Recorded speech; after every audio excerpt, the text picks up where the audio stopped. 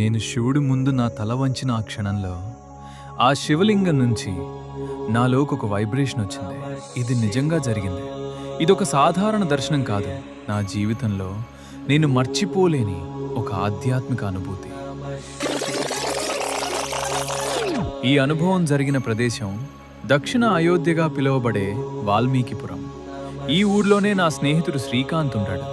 శ్రీకాంత్ ప్రేమగా భోజనానికి పిలిచాడు. స్నేహంతో పెట్టిన భోజనం మనసుకు ముందే తృప్తి ఇచ్చింది. భోజనం తర్వాత మేం వెళ్ళింది ఒక అద్భుతమైన ఆలయానికి. అక్కడ ఉన్నది స్వయంభూగా వెలిసిన శివలింగం. ఈ శివలింగాన్ని శ్రీరాముడు తన చేతులతో ప్రతిష్టాపన చేశాడని ఇక్కడి భక్తుల విశ్వాసం. ఆ శివలింగం ముందు నేను నా తల వంచి నా బాధలన్నీ చెప్పుకుంటున్నప్పుడు నిజంగా ఏదో తెలియని వైబ్రేషన్ ఆ శివలింగం నుంచి నాలోకి వచ్చినట్టు అనిపించింది. ఆ క్షణం తర్వాత మనసు చాలా తేలికైంది. అది భక్తియో లేదా శివుడి కృపో? ఓం నమః శివాయ.